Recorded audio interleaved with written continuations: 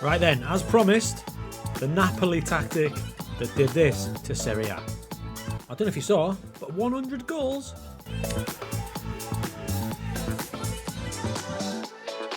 Yes, everyone, welcome. So the other week I did this video up here, and at the end of the video I teased this tactic. It started well, I said, but I needed to test it. And test it we did, and we've just won Serie A with Napoli. Right, so first off, let me explain. You can see up there is Twitch, and that's where I tested this tactic. Normally we'd test it with like 4 or 5 different teams, and it'd just be straight on a video. But what was a bigger test than doing it live in front of everybody, so you could see if it worked firsthand. Firsthand, I'm happy to say, it blooming did. So there's the final league table. You can see we won 29 out of 38 matches. We only lost the 3 games, and we scored 100 goals with conceding 31. So the best record goals for, and I think the 3rd best goals against. Yeah, happy with that. Now, one note of caution, we didn't obliterate everybody. We got to the Champions League and the draw was absolutely horrific. We got PSG and Liverpool in our group, and we could not get past those. Those are the teams that beat us. Liverpool beat us away, and PSG beat us home and away. But as you can see in Serie A, we pretty much dominated. In fact, the games that we lost, for example, this game against Juventus at home, tell me dudes, how did we lose that match? 24 shots, 10 on target, Juve with a smash and grab. And that's what the 3 games were like. We lost all the games like that, so we pretty much could have gone invincible if we got a bit more lucky. Now, tactic is coming up shortly. Team instructions and player instructions will be on the end of the video as well. But as it stands right now, I'm sitting on 9,500 subscribers. I'm 500 off 10k. So, my dudes, if you haven't subbed yet and you like this sort of stuff, you know what to do. Okay folks, so welcome to the Naples slide tactic. There it is. It's like an asymmetric number, but why is it asymmetric? Because I knew when I got to Napoli that I wanted to make the best of Kvaratskhelia. You'll notice his name rolls off the tongue now because I've said it that much on stream. I'm basically an expert in Georgian pronunciation. So we're going to go through it, so stick with the video. If you do want the tactic, it will be in the Manager Seat Discord, or wild option, you could just watch the video and add it to your tactic as you watch. So the first point I want to make, this role here for Kvaratskhelia, that can obviously switch wings. So if you've got a player who's more comfortable on the other side, in there, just mirror all the roles. So we've got Kvaratskhelia over here with an advance forward. If you're going to play him on the right hand side, simply switch these 2 around and switch your wing backs around and your central midfielder with your box to box. That's all you need to do, so you can do it either way. It's going to work either way. Now, first impressions of that tactic, you're probably going to think that most of the players are going to come down the left hand side, right? No, in fact, the key areas of this tactic was down the right hand side, which might surprise you considering we don't have a player dedicated to that zone. But these 3 players, Raspadori as the false 9, Zielinski as the central midfielder on attack, and Di Lorenzo as a complete wing back on attack, combined so many times, and created so many goals. Di Lorenzo, for example, 8 assists in his 31 matches. Just in front of him, Zielinski with 22 assists from his 34, and Raspadori with 15 as well. So if you're keeping score, this right hand side channel assisted 45 goals this season. Next point, is this just for elite teams? Honest answer, I don't know, because I've only tested it with Napoli and we did it live. I feel like it could work if you look at the roles. They're not too extravagant other than maybe the complete wing back. But in central midfield, you've got 2 box-to-box midfielders working hard and your central midfielder on attack. Now, the way I want you to review this central midfield role is think of Kevin De Bruyne. That's what I was thinking about.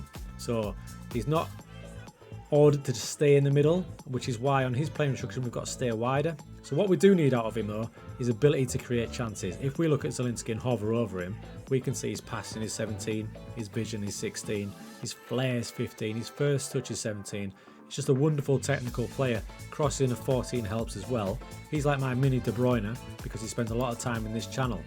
You may think I should have done him as a Mazzala, but the Mazzala's got some already hard-coded player instructions that I didn't think he needed. So central midfielder on attack was the way, and he's probably the key position in this tactic, along with this one, Raspadori. All he's got added to him is moving to channels because, again, between these two, we're going to fill this gap. He's going to find himself in this space loads, really deep quite often as well, swapping places with Zielinski.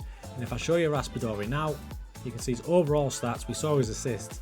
He's also scored 28 times in 46 games with an average rating through the season of 7.52. That, my friends, is bloody elite.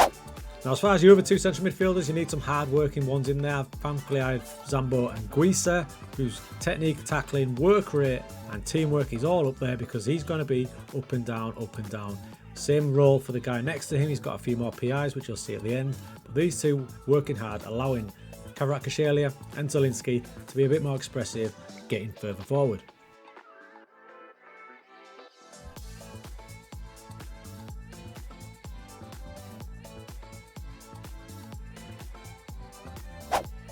Now, if we take a look at Azim Hen, you may think that he is vital. He scored 34 goals, for God's sake.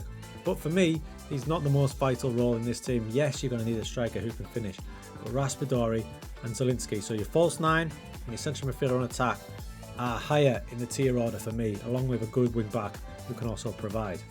If you scoot on over to the team instructions, you can see we've kept it pretty minimalistic. It's a positive mentality, but that doesn't have to stay that way. That's entirely up to you. We're doing low crosses because I want to encourage Di Lorenzo to get higher up the pitch, and Santos, so they're going to do cutbacks. More expressive because, hey, we've got the players who can do that. Kvaratskhelia, Zielinski, etc.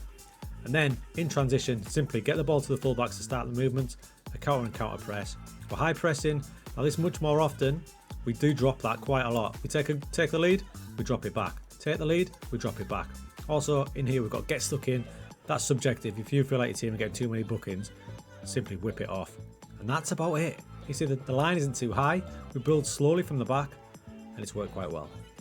The one disappointment this season was the Champions League, but if you'll notice, there's a couple of players who aren't initially at Napoli there. We're a bit short in central midfield, so I brought in Maximilian Arnold from Wolfsburg, and his attributes will show you why. Work rate, teamwork, etc. for a box-to-box midfielder. So once we've got the right players in, I think you're onto something. The one position, and it's similar to the Roma tactic in that there's one position that seems to just struggle in this formation, and yet again, it's the left back. The wing back, there's no reason why it should be struggling. But both Nuno Santos, who we brought in, and Mario Rui, both struggled. Average ratings in and around the 6.8 when everyone else is well over 7. So if you could solve this little riddle of the wide left wing back, then you're a better person than me, and do pop it in the comments and let me know.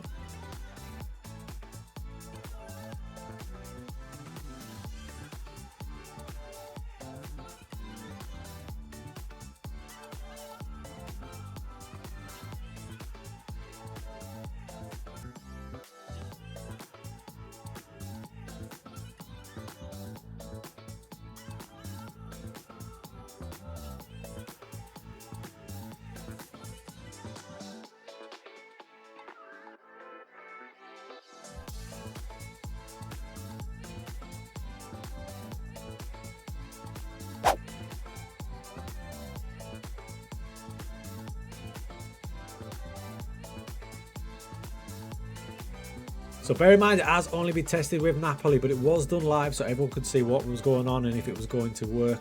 I'll probably give it a go with a lower league team now and see how it does. If you do give it a go, let me know in the comments below. Remember, it is in the Manager's Seat Discord. And final reminder, if you can, drop a like on the video, get the reach higher, and let's get us up to 10,000 subs, eh?